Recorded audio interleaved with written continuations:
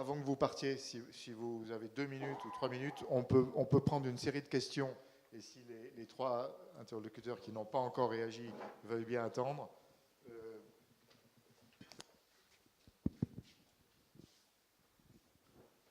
Oui, bonjour. Stéphane Levesque, Union routière de France. Oui, je voudrais revenir sur le point que vous avez évoqué, Monsieur Poupart, la question de l'affectation et que vous avez un petit peu évacué. Néanmoins, alors je connais le principe, bien évidemment, et la position de Bercy sur le sujet.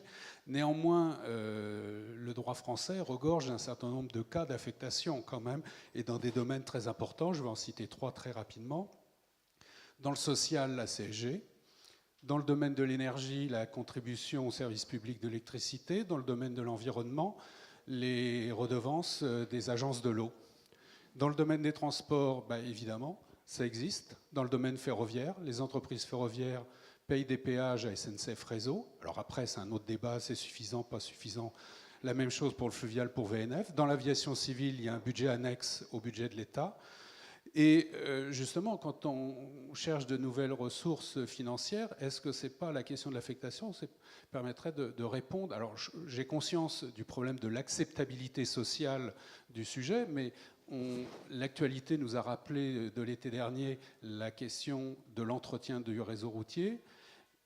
Je pense que, alors après, évidemment, c'est un sujet délicat, à partir du moment où certaines ressources de la route, alors on a mentionné les recettes, mais il y a un chiffre qu'on ne donne jamais, puisque en fait la route rapporte un peu plus de 70 milliards d'euros. Alors évidemment, là moi je compte la fiscalité spécifique, à peu près 41 milliards d'euros. Je note, enfin, dans la note qui reprend des données du CGDD, il manque à peu près 5 milliards d'euros dans les recettes de la route. Notamment, il y a une taxe sur les contrats d'assurance. En fait, il y a 2 types de taxes. Il y en a une de 3, on compte qu'1 milliard, et celle de 3,3, elle n'est pas comptée, qui est affectée au département pour les services de secours et d'incendie d'ailleurs. Mais ça, c'est un autre débat. Donc tout ça pour dire, c'est que la question de l'acceptabilité est importante, et la question de l'affectation, je pense que d'une partie des recettes de la route fléchées pour l'entretien, je pense que ça aurait un sens, puisque, et je terminerai là-dessus, c'est que le patrimoine routier, c'est le premier patrimoine public, quand même, à la fois de l'État, des collectivités et des départements. Donc je pense qu'en termes de gestionnaire de ce patrimoine, la question de l'affectation mérite d'être exposée et analysée.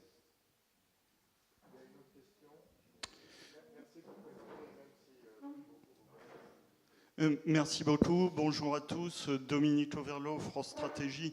Merci et bravo pour cet exposé et pour la note. J'avais peut-être 2 questions.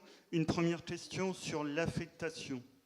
Attention, en matière d'externalité, nous changeons de monde à travers l'augmentation de la taxe carbone ou de la contribution climat-énergie.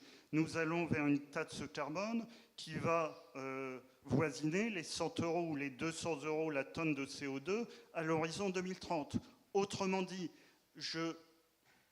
il me semble extrêmement souhaitable que la première affectation, entre guillemets, de cette taxe soit la redistribution aux ménages concernés, en particulier au premier décile, et aux entreprises pour respecter la compétitivité. Deuxième question, comment faire payer la pollution dans les centres-villes?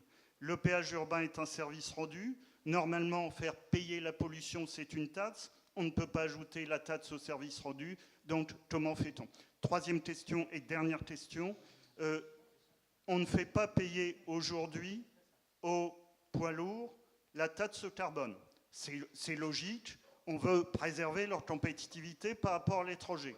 Seulement, ça pose ensuite une question de neutralité technologique. Si on ne fait pas payer effectivement cette externalité carbone aux poids lourds, comment va s'orienter le choix entre poids lourds au diesel, poids lourds au gaz, poids lourds électriques? Et se priver du signal prix carbone pose un problème par rapport au développement de la technologie. Comment peut-on le résoudre?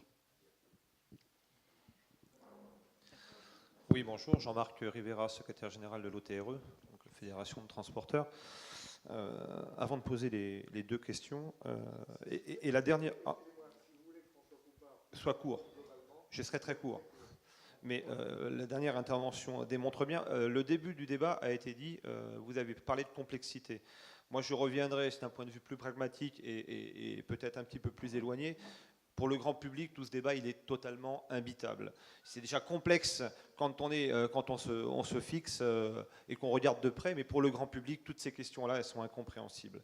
Vous avez évoqué, notamment M. Poupart, un certain nombre d'événements qui sont importants, mais nous, ce dont nous avons besoin, c'est de comprendre les choses et qu'elles soient aussi cohérentes. Vous avez évoqué effectivement aujourd'hui les autoroutes, avec toute la privatisation qu'on a pu connaître, et vous avez rappelé, et c'est une réalité, la grande qualité de ce réseau-là. Sauf qu'il est effectivement très coûteux pour les poids lourds, et finalement, ils n'y vont peut-être pas suffisamment.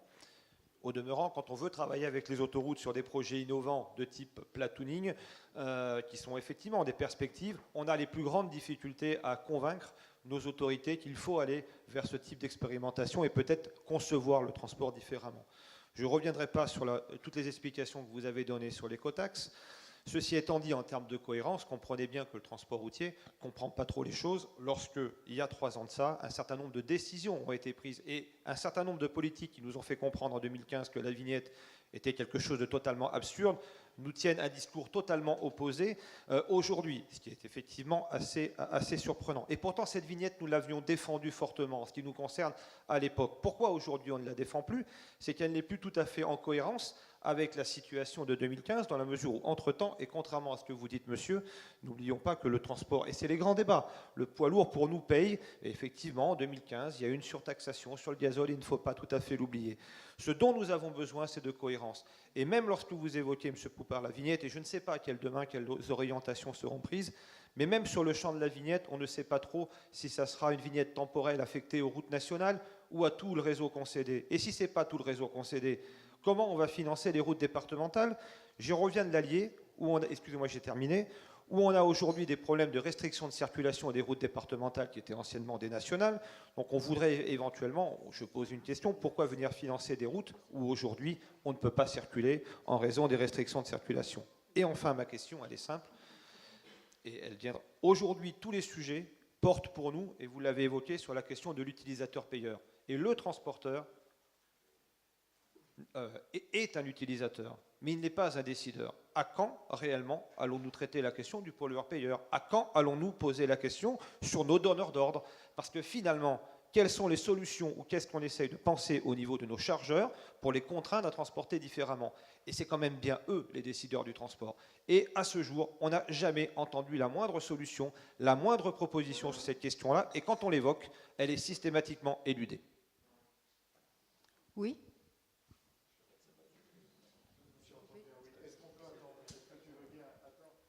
Je la fais brève, promis, vu les débats d'avant. Oui, donc Fanny Arave, économiste UNSA Ferroviaire et également conseil économique, social et environnemental. Donc je vous remercie de donner un petit peu de chair à ce qui est à présent beaucoup un débat d'experts.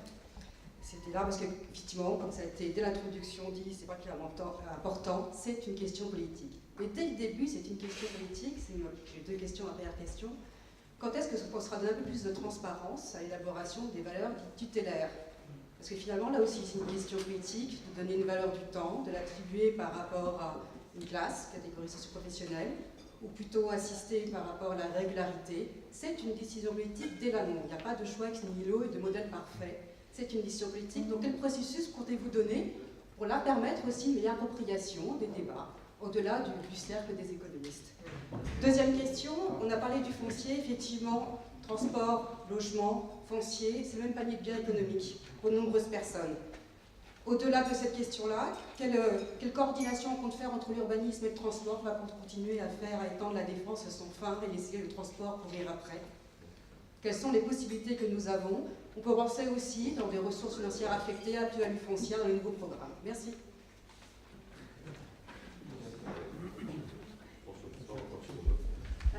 Bon, je ne suis pas sûr de répondre à tout. Bon, le lien entre la ville et les transports, c'est une question éternelle.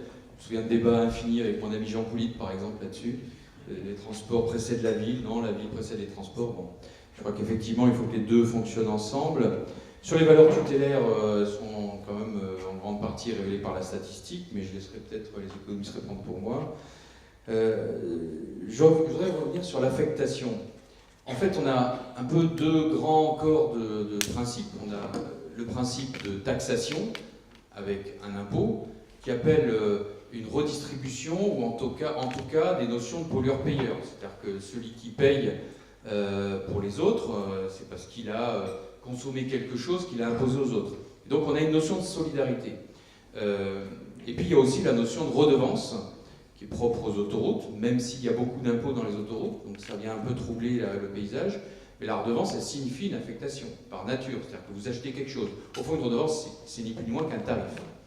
Et dans le domaine de la route, on est un petit peu entre les deux. Alors, on est soit complètement en redevance, soit jamais complètement en redevance, soit jamais complètement en impôt. On navigue entre les deux. Et c'est là où les débats deviennent un peu indistincts, parce que les uns disent il faut le pollueur-payeur, et les autres disent oh, mais j'ai payé, je voudrais mon retour sur investissement, je voudrais get my money back. Je pense qu'à un moment donné, il faut choisir. Soit on bascule dans un système de redevance, et là on peut vendre, entre guillemets, la qualité de service. Des infrastructures sécurisées, du platooning, de l'innovation, etc. Et là, il faut abandonner l'idée de ce qu'on va faire de la solidarité avec une redevance. Par construction, une redevance, elle n'est pas faite pour être solidaire. Mais du coup, là, ça veut dire que l'usager, par exemple le chauffeur de poids lourd, il va accepter de payer parce qu'il aura une infrastructure de très haut niveau. Mais il n'acceptera pas de payer pour une infrastructure de bas niveau, entre guillemets. Il entend plus exactement que cette infrastructure de bas niveau, la petite route communale, je ne parle évidemment pas du boulevard périphérique parisien, qui est une route communale, je parle des autres, celle-ci, elle doit être payée par l'impôt. Alors après, si on veut faire du pollueur-payeur, ça va poser une question, c'est-à-dire c'est la question de l'acceptabilité de celui qui paye pour les autres. Et donc là, il faut trouver une raison. Et la seule raison qu'on trouve aujourd'hui, c'est l'environnement. C'est-à-dire que je vais accepter de payer parce que je pollue beaucoup plus que les autres. Là, il faut le démontrer parce que, y compris dans le transport routier de marchandises, les technologies font à ce point des progrès, même si parfois les constructeurs mentent, ça on le sait bien. On ne peut évidemment pas parler de constructeurs outre-Rhin, mais même en France, ça arrive. En tout cas, quand même, les poids lourds qui sortent d'usine aujourd'hui, ils polluent beaucoup moins que les poids lourds d'avant. Donc quelle est la justification de faire payer les poids lourds? Et bien en plus, on est sur des rotations de parcs qui sont très rapides, à 5 ans ou 7 ans, et donc les poids lourds polluants auront bientôt disparu dans quelques années. Donc en fait, cette question, elle est pas si simple.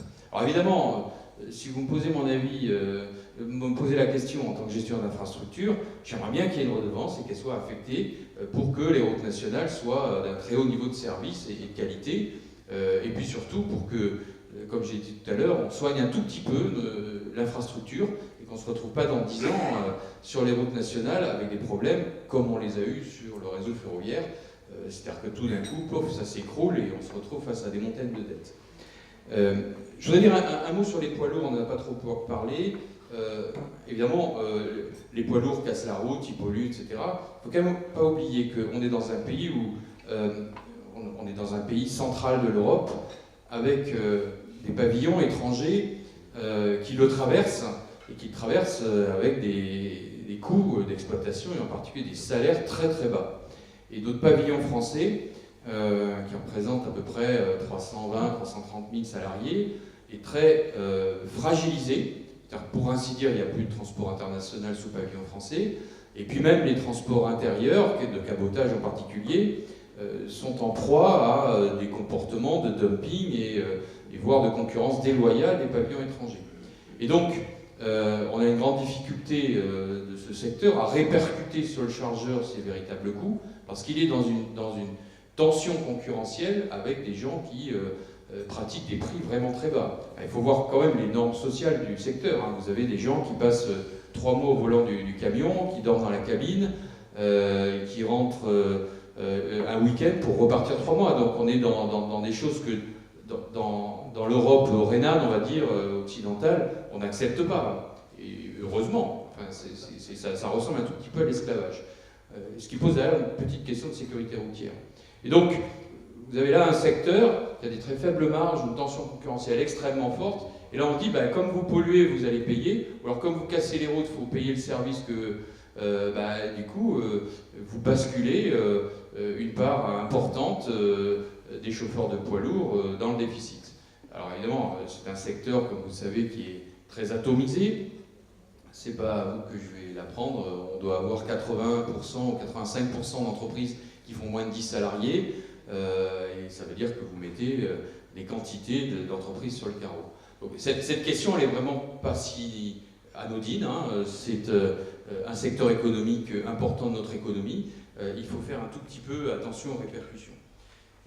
Alors, je voudrais dire un dernier mot sur rectifier peut-être. C'est vrai que quand l'écotaxe quand il a été mis fin à l'écotaxe, elle a été substituée par des centimes de TICPE, 4 centimes pour les poids lourds. C'est pas tout à fait la même chose, pour deux raisons. D'abord, ne payent la TICPE évidemment que ceux qui font le plein en France. C'est pas tellement une question d'étrangers de français d'ailleurs, c'est faire le plein en France. Évidemment, ça a mis la TICPE à peu près au niveau de nos voisins, sauf quand même le Benelux qui est un tout petit peu en dessous. Et donc vous avez des poids lourds qui font le plein juste avant de rentrer sur le territoire, encore une fois, qu'ils soient français ou étrangers. Et donc, c'est un outil qui ne fonctionne pas bien pour que les poids lourds étrangers payent leur quote-part, je dirais, d'utilisation de la route. En revanche, ce qui n'est pas tout à fait vrai, c'est que ces centimes sont pour solde de tout compte de l'écotaxe. L'écotaxe, c'était un poids sur le secteur d'à peu près 1,2 milliard. Les centimes, c'est un poids sur le secteur d'à peu près 350 millions. C'est pas tout à fait la même chose. Et donc, si j'étais un tout petit peu cynique, je dirais non, le compte n'y est pas. Voilà. Alors évidemment, on a accepté l'écotaxe il y a 10 ans, c'est pas pour ça qu'on va l'accepter aujourd'hui, mais encore une fois, ça n'est pas tout à fait la même chose.